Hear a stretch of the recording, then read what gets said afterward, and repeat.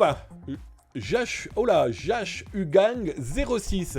Bonjour à toi, nouveau follow. Merci pour ton nouveau follow. Tu m'as pris au dépourvu. Je t'ai vu apparaître, toi, dans ta superbe cape. Alors, tu es peut-être un homme, peut-être une femme. En tout cas, tu es peut-être Wonder Woman ou tu es peut-être Superman.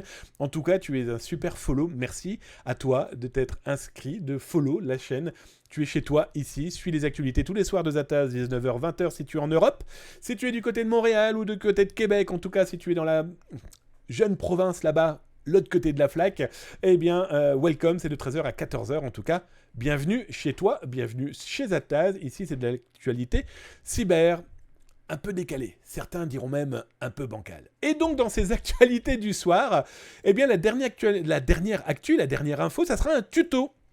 Ça sera la découverte d'un outil que je trouve génialissime. Alors, je vous explique la petite histoire, comme je vous l'ai dit. C'est un ami qui est derrière, en tout cas qui fait partie de l'équipe. Il fait partie de l'équipe de Bluefiles. Alors, l'adresse exacte, c'est bluefiles.com. C'est un outil qui est quand même très intéressant. Pourquoi ? Il va vous permettre de sécuriser les fichiers que vous souhaitez communiquer par mail. Alors, l'intérêt de cette sécurisation, c'est d'abord de sécuriser aussi le récepteur du message. Il va être sûr et certain que c'est dans un conteneur sécurisé, dans un espace sécurisé et chiffré, et surtout, il va être sûr de qui lui envoie ce document. Moi, je l'utilise depuis cet après-midi, parce que j'ai la possibilité de le faire, et qu'il existe deux possibilités, la gratuite et la payante. La payante, vous l'aurez compris, ce sera plus pour les entreprises, mais testez, vous allez voir que très rapidement, je pense, à mon avis, et je vous l'ai dit, je ne touche aucun argent sur ce sponsoring totalement gratuit, sur ce test totalement gratuit. Ça m'a plu. L'émission de Zataz, c'est ça, c'est de vous parler de choses qui me plaisent en cybersécurité. Et donc, vous n'avez plus qu'à tester par vous-même. Testez au moins la version gratuite pour voir si ça vaut vraiment le coup.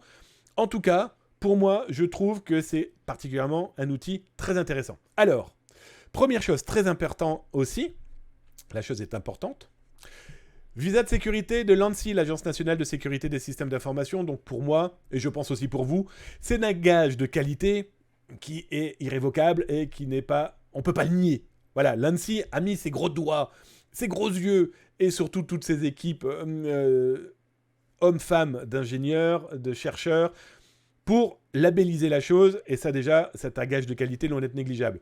Deuxième petit élément, c'est une société française.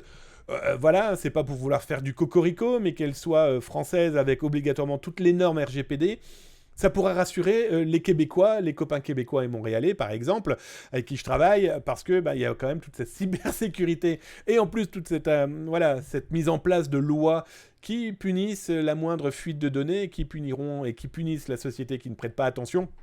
Si dans votre cursus de cybersécurité au sein de votre entreprise, vous utilisez ce type d'outils, ça montrera aussi votre appointance à vous protéger, mais à protéger aussi les gens à qui vous envoyez des courriels et donc des pièces jointes. Alors comment ça fonctionne ? Vous avez donc, comme je vous l'ai expliqué, une version payante, une version gratuite. Dans tous les cas, quand vous vous inscrivez dessus, rien de sorcier. Connexion, nom, prénom, il y a une double authentification, il y a la 2FA, loin d'être négligeable. Et dans tous les cas, je vous l'oblige, arrêtez de dire que c'est chiant. Utilisez la double authentification partout où elle se trouve et Bluefiles vous propose la double authentification. C'est déjà un cadenas sur votre cadenas qui est loin d'être négligeable. Une fois que vous vous êtes inscrit, déjà on vous impose 2-3 petits éléments. Votre mot de passe, vous ne pouvez pas faire n'importe quoi. Votre identification non plus. Ce qui est intéressant, c'est que du coup, une fois que vous avez créé votre compte, ça va vous permettre de faire quoi ? Eh bien, d'envoyer des fichiers et des pièces jointes de manière totalement sécurisée. Là, un exemple très concret, une fois que j'ai ouvert mon compte, et là c'est un compte gratuit qui vous permet de transférer jusqu'à des fichiers de 500 mégas, ce qui est quand même déjà pas négligeable, soyons très clairs. La version payante, je crois que c'est 2 gigas. Oui, c'est 2 gigas même d'ailleurs. Écoutez, regardez là, j'ai fait 2 fichiers, Service Veille Zataz en démo, et le contrat de service du Service Veille Zataz, veillezataz.com pour ceux que ça intéresse. Ce sont les documents que j'envoie aux clients du service Veille Zataz. C'est mis donc dans ce container. Comment ça fonctionne ? J'ajoute ça et je peux proposer des éléments de sécurité loin d'être négligeables. Comme par exemple, interdire le téléchargement. Empêcher l'impression des documents. Déjà ça, c'est pas négligeable. Pourquoi ? Parce que si vous envoyez un fichier que, par exemple, une société avec qui vous êtes partenaire doit la valider, ok, c'est bon. C'est ça que je souhaite avoir ou c'est ça que je souhaiterais signer en mode papier, il peut le voir déjà. pas de possible de capture écran, pas de possible voilà, d'une impression de ce document. Vous pouvez le décider. Voilà, je peux décider, moi, que mes 2 PDF que je vais communiquer, j'interdis leur téléchargement et j'interdis aussi le mode d'impression. Je valide. Là, je peux donc mettre les destinataires. Comme vous le voyez là-haut, je peux mettre les destinataires de mon futur courrier que je vais envoyer.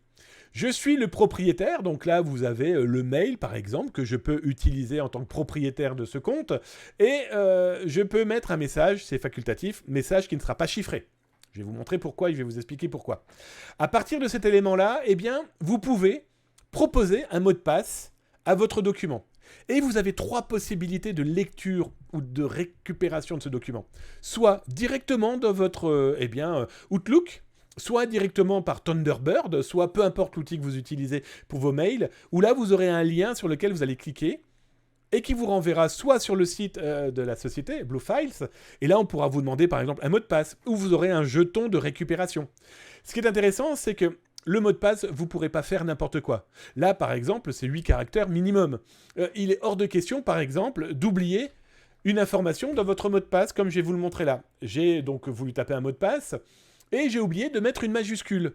Alors que j'ai bien suivi la règle de plus de 8 caractères, de minuscules, de chiffres, de signes de ponctuation, etc.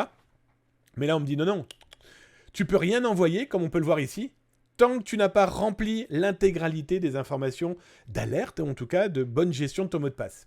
Une fois que tout ça est créé, que j'ai bien donc mis le bon mot de passe et la bonne gestion de la cybersécurité, on me crée un mot de passe que je vais pouvoir communiquer à mes interlocuteurs. Alors soit vous leur communiquez directement par oral, soit par SMS, bien sûr pas dans le même mail qui vous permet d'avoir les fichiers. Dans tous les cas, le mot de passe et les fichiers ne pourront jamais être envoyés ensemble parce que Blue Files va envoyer lui-même son mail de sécurisation en disant voilà, Monsieur Bancal, par exemple, vient de vous envoyer un courrier, et voilà, la forme du courrier. Et il vous dit, voilà, vous venez de recevoir, Damien Bancal de la société Zaptaz vous a envoyé un des fichiers, et là, il n'y a plus qu'à cliquer et à télécharger.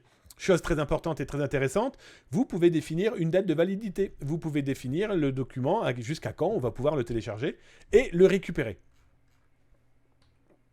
Et là, vous cliquez, on vous dit il vous reste 14 jours, 23 heures pour ce cas-là, mon exemple, vous rentrez votre mot de passe et vous pouvez récupérer les documents, les télécharger si j'ai donné l'acceptation, les imprimer si j'ai accepté. Et ce qui est intéressant, c'est que ce conteneur, vous pouvez l'inclure dans les mails que vous envoyez. Parce que les gens vont pouvoir mettre des fichiers dans le conteneur de Bluefile à qui vous avez donné accès. Et donc du coup, vous sécurisez le transfert de fichiers, vous ne laissez pas des fichiers traîner dans des courriels que vous avez pu laisser sur un webmail quelconque, et au moins, ça permet d'éviter, en cas d'infiltration malveillante, justement d'un pirate dans un webmail que vous utilisez, je cesse de le dire, ce n'est pas un cloud, le webmail que vous pouvez utiliser, là, il n'est plus question d'avoir un contrat de service, un devis, une facture ou des données encore plus sensibles qui stockent là dans un coin. Non, cet outil-là permettra de le sécuriser. Alors comme je vous le disais, je n'ai aucune appointance avec cette société, je ne touche pas d'argent sur ce que je viens de vous présenter. J'ai trouvé l'outil très intéressant. Voilà, vous le testez si vous avez envie. Moi je vous le cache pas, c'est un outil que j'utilise depuis aujourd'hui. Testez au moins la version gratuite et vous m'en direz des nouvelles. Et d'ailleurs, ça m'intéresserait d'avoir dans les commentaires, pour ceux qui vont tester, de me dire ce qu'ils ont aimé. En plus, ça permettra potentiellement à l'entreprise de corriger des coquilles, de peut-être améliorer certains éléments. Bref, testez, vous m'en direz des nouvelles. Voilà.